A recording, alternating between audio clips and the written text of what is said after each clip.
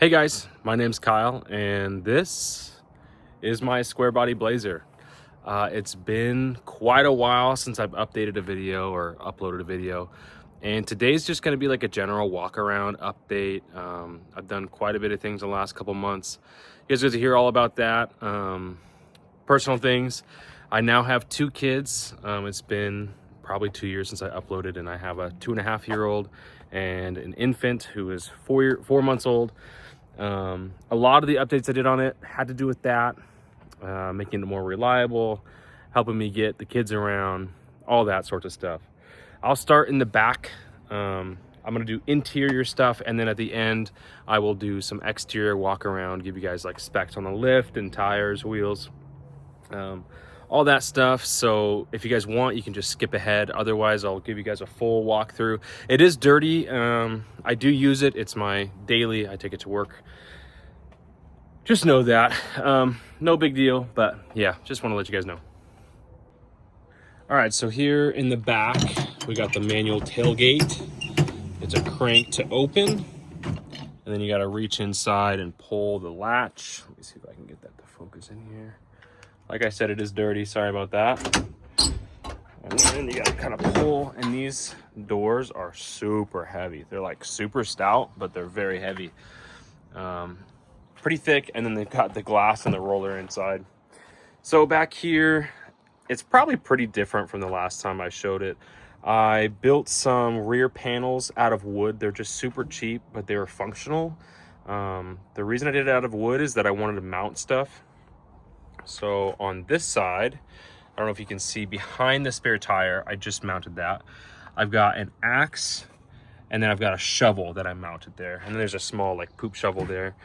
I couldn't have done that without the wood. I wanted it to be something that was durable, thick enough. I think it's 1/4 inch, maybe even 1/2 inch. Now this looks like 1/4 inch. But yeah, I wanted to mount some stuff to it. So I've got a little, there you go. You can see that little bottle opener there. This is my modified-ish impromptu molly panel that I'm testing out. This pack is not quite strong enough to hold itself up, but just testing it out to see how I like it. I've got the high lift jack that I've had for years. Most recently, I've added the spare tire carrier.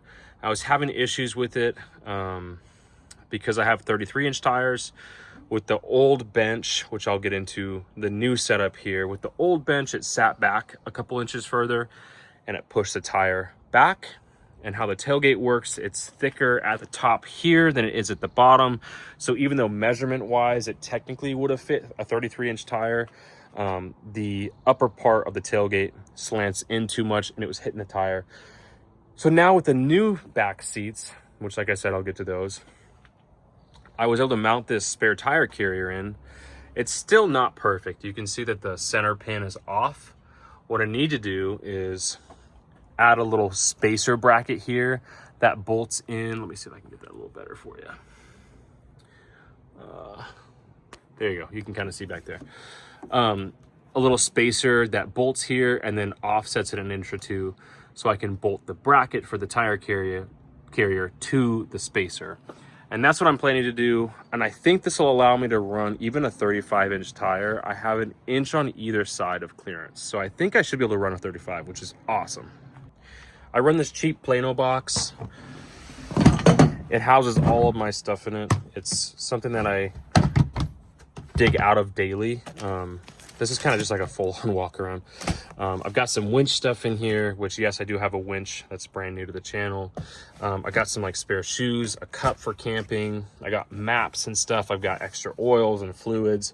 I've got paper plates. I've got some toilet paper if I need. I've got propane in here, which probably shouldn't be in there, but it is. Some recovery straps. I have some extra odds and ends like bolts and nuts and anything. I've got I think 4-ton or 2-ton jack or something down there. Whatever I can fit in here, I fit in here. I love the Plano box. They're fairly cheap and they work super well. They're pretty durable. You can waterproof them if you need to by putting a gasket in them, and they are pretty good to look at. I mean, they're stackable, which I like. It's not anything crazy. I would only run probably 2 in here max, but I do plan to get another one.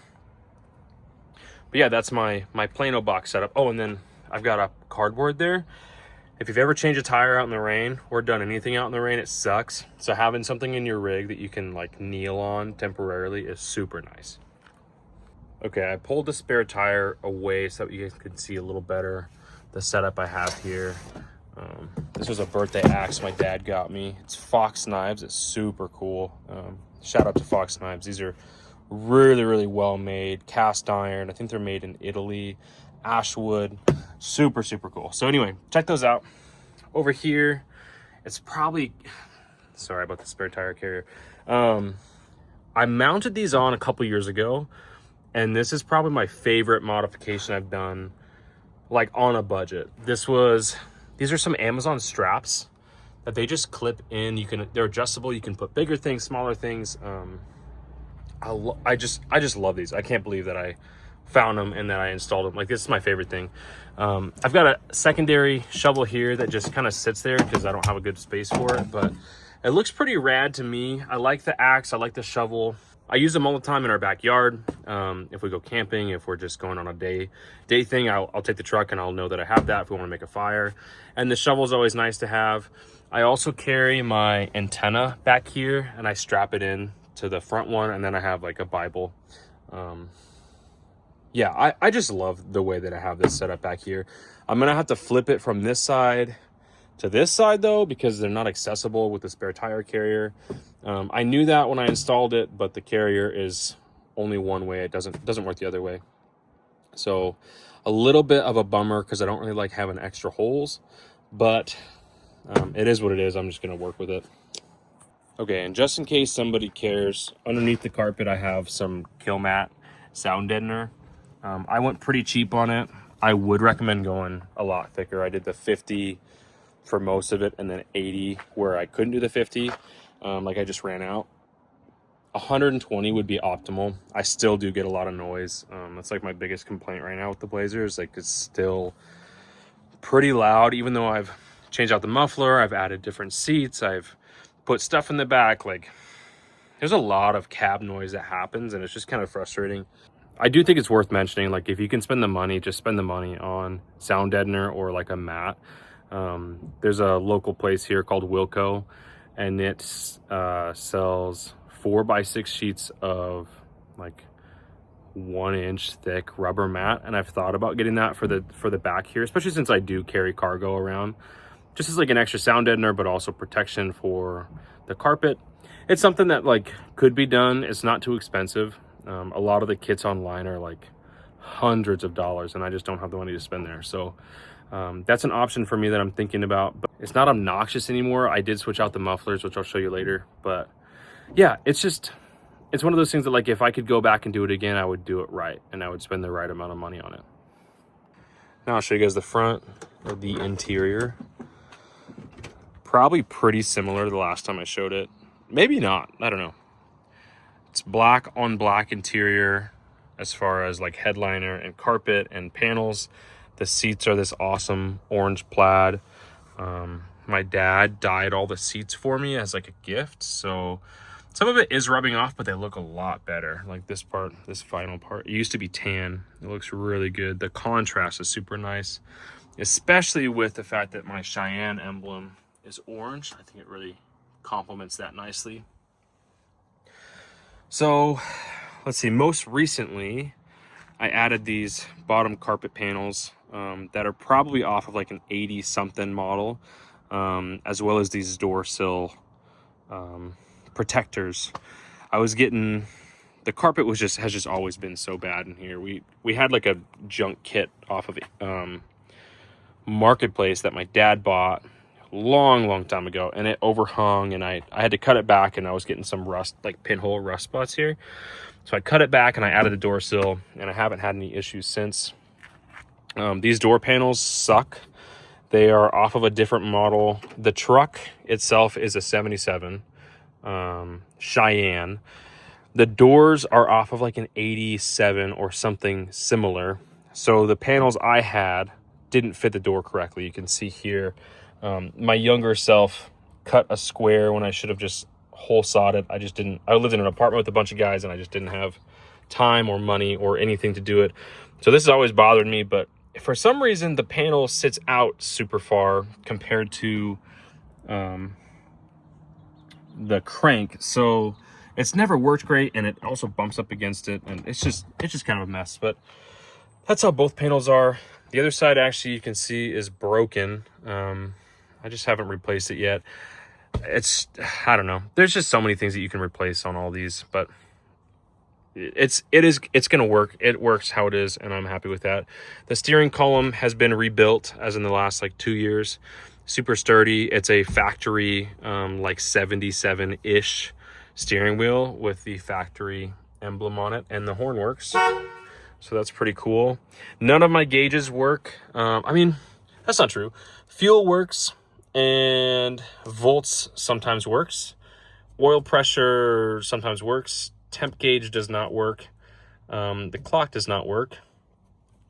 The indicator here does not work, but that's not without me fixing it. I fixed it a couple times. There's something that it hangs up on in the column. I'm missing a couple vent things. There's like, if you look at it from afar, it looks pretty damn good. If you get in here, you're like, yeah, you're missing some stuff, but isn't everybody? Probably my favorite mod up here is this phone mount. I do some mild off-roading, nothing crazy. I've never had my phone fall off of it. It's mag safe. It's stuck on here. Yeah, I think it's just super good. Sorry, my dog's barking. I think it's one of the best mounts you could get for the money. I think it's $18. I've got the factory center console. I need to get a new insert here to make some aluminum ones that I'm gonna get. It's got a lot of room inside. I store like extra parts, and I've got a machete in there right now. A bunch of junk. You don't need to look in there. Yeah, and then we just did the headliner. My dad bought me the headliner as a surprise a few months back, maybe even almost a year ago now. And it's a factory one out of some Chevy. It doesn't really matter what. But it shrunk just a little bit because of its age and the material, but we covered it in suede, vinyl suede, and it looks super rad. It just really completed the cab of the truck. There is a gap on the other side. You can see right there where my finger is. It just didn't cover that, but everything else looks really good. We'll go ahead and I'll show you the passenger side. Oops.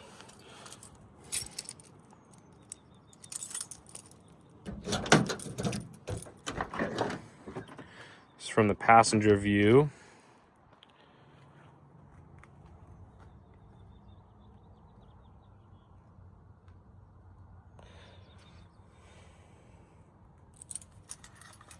You can see the Cheyenne emblem. They make a bunch of these. Everyone's different pretty much. I've got the Uniden Bearcat 885, tracks EMS vehicles. Let's see, it says all sorts of stuff. You can look at the specs. It's really cool. The range is really good too. I also did some black seat belts here. I had gray for the longest time. The passenger side was broken. It wouldn't lock on retract if it needed to, so I got these. This is the part number. They don't fit perfect. There's a little bit of a modification that needed to happen. All right, so under my seat, these do fold up, which is pretty fun. It's a latch system, so you pull up and it disconnects from the latch here. And under here, I have my bag that holds my air compressor stuff and my winch controller. I think that's pretty nifty. It fits perfect under there. It's just like a gym bag I found online. I just wanted something for the dimensions. And then here's the biggest update that probably none of you, no one's seen. So I did some seats out of a 2009 Tahoe. And like I said, the truck is really dirty, sorry. These were this was probably the best, for the money, the best modification I could have done. The bench was cool. It matched the front seats. The problem was that when my girls were in it, when they were strapped down, the foam in it wasn't sturdy enough, so they'd be tilted in, and their car seats were tilted. They were cockeyed essentially, and that wasn't cool with me. It definitely wasn't cool with my wife. I was like, well, what can I do on the cheap? And I know a lot of people say this is not cheap. I did this entire system for 300 bucks. There's no welding, there's no fabrication needed, simple tools. You do have to drill through the floor, but for the money, I think this is probably the most practical addition I made. It's got the 3 integrated lap belts. They're not super long. Like, I weigh 250 on a bad day, and I barely can fit back there. Not to mention they sit a lot lower to the floor, so your knees are kind of to your chest. So it's not the most comfortable for adults, but for kids it works perfectly. I retained all the factory mounting holes, so if I needed to swap back for any reason I could, or if I were to take this to like a car show and wanted something more factory look, that would work great for me. Again, these are out of a 2009 era Tahoe, and I'm so stoked with them. They seriously are so cool. I'm so stoked. All right, and here's a video of how these work. So I pull the latch up, or this one I think, and it folds forward. And then I pull this up. I think I pull this up and it lifts up. Yeah, there we go. And so both of these, sorry for the poor quality video. So both of these will fold completely forward and up, and then they will also fold down, and then they'll pull out. So now it's free. Now it's completely out. And I can take this out, and it comes out in like 5 seconds rather than 10 minutes like the old bench. So it's pretty rad. I'm super excited. It's already been super helpful. I've moved pallets in here by just folding these forwards. Let me know if you have any questions on it.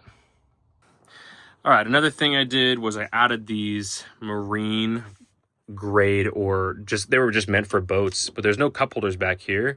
And because my panels are wood, I just screwed in, and they hold pretty much any drink. They're tension, so they got a spring on them, so when they go down, they're good.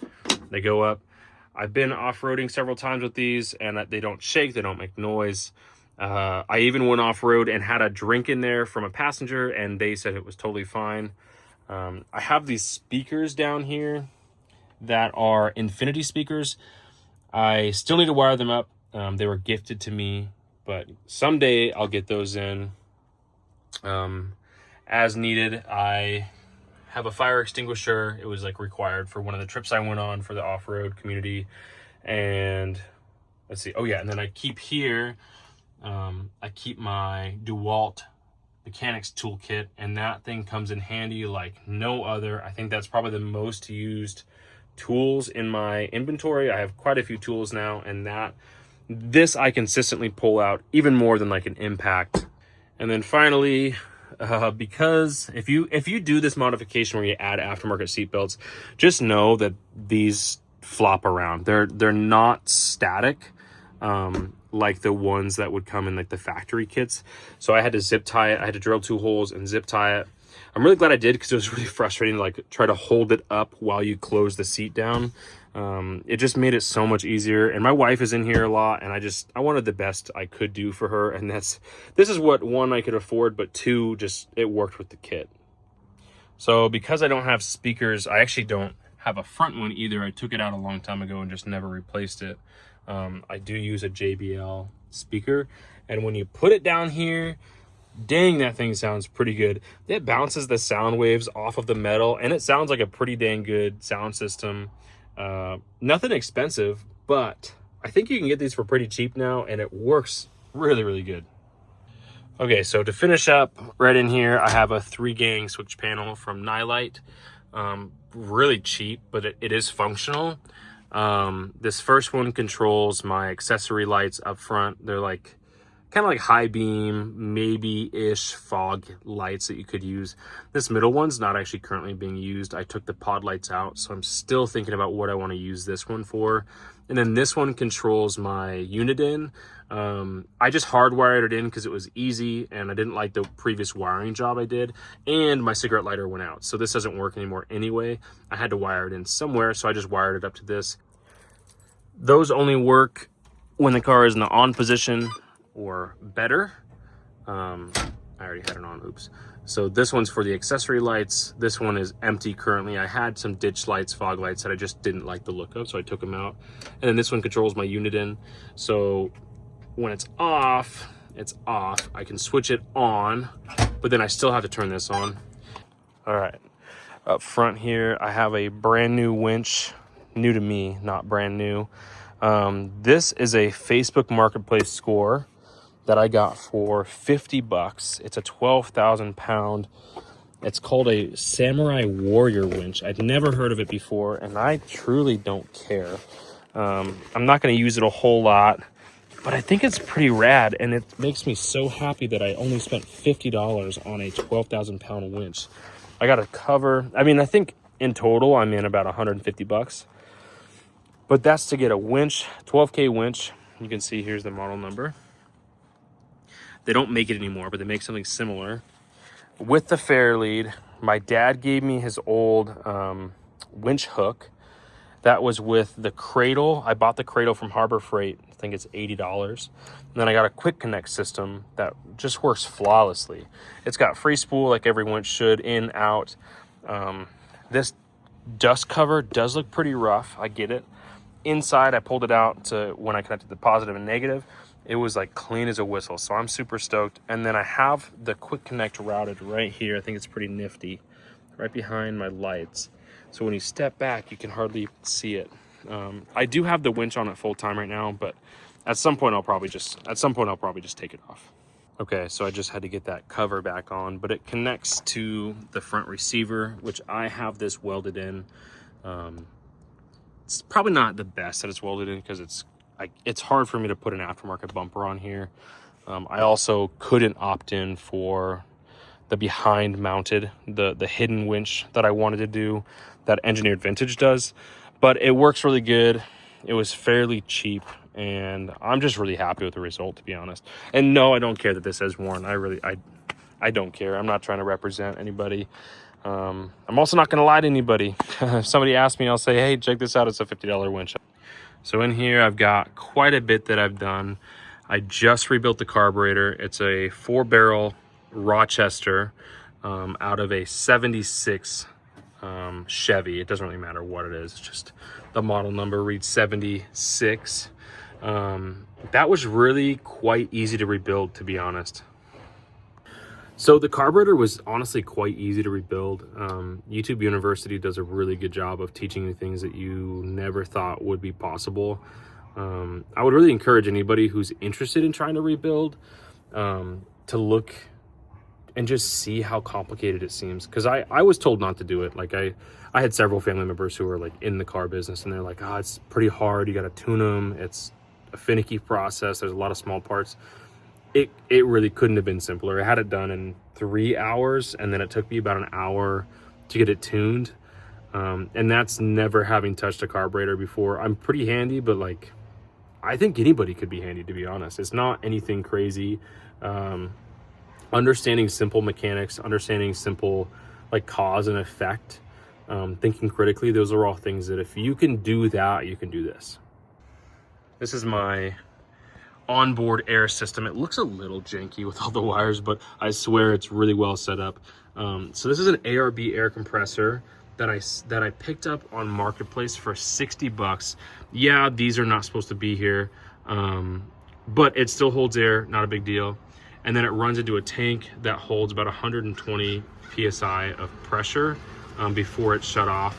And then back here I have a gauge to see like what pressure it's running, but then also I've got it connected to a quick connect, which I can then run to all 4 tires. I have like a 25 or 30 foot hose that even stretches across here and to the rear. And this ARB compressor is incredible. Yeah, ARB makes like really high-end stuff, but I was surprised with the fact that I got it for 60 bucks. That it worked so well. I did all 4 tires from like 18 to 20 PSI to 38. in under 10 minutes. I think it was actually like 7 minutes and 50 seconds or like 8.5 minutes or something similar to that. This engine is a rebuilt engine. It's not the factory one that was in here. That one blew up actually right after a rebuild, and the same guy took it back and warrantied it and rebuilt it for me. It's just a small block 350. It probably gets between 230 and 300 horsepower. Nothing crazy. I can definitely feel the difference after the carb rebuild that I did this week. Super nice to have a reliable engine. My parents did that as a gift for us like 4 or 5 years ago, and I'm so grateful for that. That's really just changed the life of this rig. It was so unreliable before, and it just was so hard to be happy with it. And now it just runs and drives flawlessly, especially after the carb rebuild. I get to just use it for fun as well as like daily it. It's not good on fuel. I'll be honest, it gets like 7 to 10 miles per gallon, but the fact that it runs and drives and it's 50 years old almost is pretty incredible. So the roof rack was really cool. I got it for free on Marketplace on my birthday, actually in 2022. I've had it forever. I just had it sitting, and then I think in 24 I finally decided to like measure and cut it down, make sure it was the right width and length, which it wasn't, so I had to cut it down. And then it just sat forever. I painted it. I was like, I'm gonna install it. And I just was too nervous. I was like, I don't want to drill through the top. I don't want to make all these permanent modifications. And then this year I was like, you know what? The truck's just sitting there. I'm not doing anything with it. I'm not enjoying it to like its fullest capacity. I have all these things I want to do to it that I wasn't. And that's what prompted this whole build. Like the seats, the air compressor, the lights in the front, the winch, the roof rack, all of that was like stuff that I did from January to April. I mean, this is all pretty recent stuff that I just was like, you know what? I need to use it or I'm going to lose it. So that's the roof rack. I really, really love it. It's off of a 5th gen 4Runner. And like I said, it was too long, but overall, I really like it. It's not going to be super durable or super strong. I do like running an awning when we go camping, so I'll put the awning up there. I've run these before. We used to have an old Toyota. I know that this roof rack is capable of that. Maybe even might be capable to do like a rooftop tent or something in the future.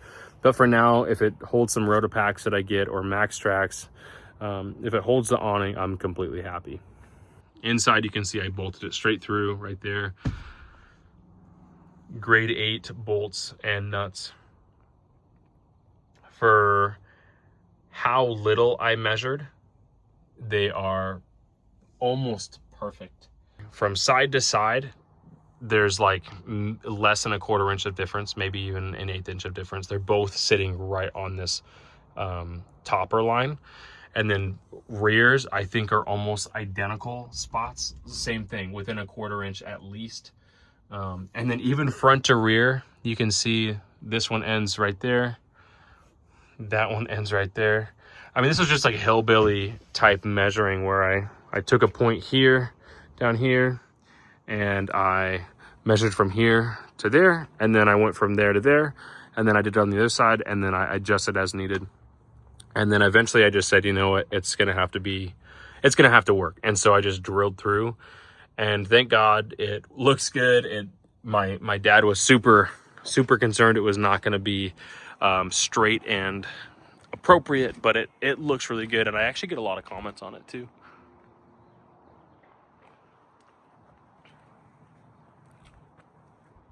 All right, now the promised walk around. This is my 1977 K5 Blazer. It's a Cheyenne. I do have a missing emblem over there. If anybody has one, let me know in the PDX area. It's on a 3-inch Tough Country lift, which is really a 4-inch in the front and 3.5 inch in the rear. I'm running front fog lights or auxiliary lights, whatever you want to call them. They're hella lights. They're not super bright, but they're pretty good. I've got the winch like I already stated. These covers go back on, kind of weird. There we go.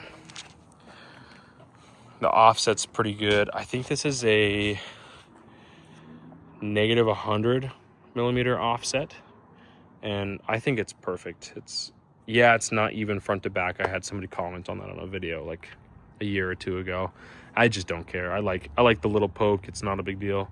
And then these are some retro-ish, like probably 70s or 80s wheels, the bullet hole style, and they are powder coated black. I'm running Razor MT Maxxis 33 by 12.5, and it sits really good. I will go to 35s in the future. I love the lift. It's a tough country lift. I've also got the dual steering stabilizers down here. Those do help a lot, especially with like steering wobble or steering suggestion, as you will.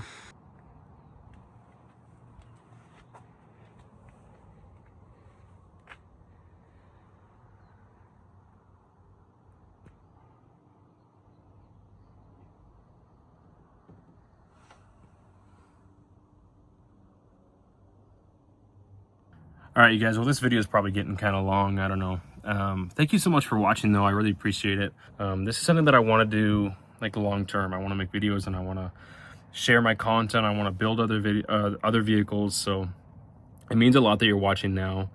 Nothing on it is perfect. Feel free to roach me in the comments. Yeah, I just really appreciate you guys being here, and feel free to like, comment, and subscribe. I do have an Instagram, a Facebook, a TikTok, all dedicated to the Blazer, and they're all some version of Kyle's K5. It's like Kyle_K5_ for Instagram, and then same with TikTok. So give me a follow. Let me know what you guys would like to see. If there's something you guys would like me to take a video on, or if you guys have any ideas of making this more efficient, more fun. I do take it off-road occasionally. I'm hoping to do a lot more, so I'm hoping to do some videos like that. Otherwise, you guys, just have a great week. You know, keep working on your rigs, enjoy them, use them while you can. That's like the biggest thing right now. It's just be confident in what you decide to do with it, and then just use it. All right, peace.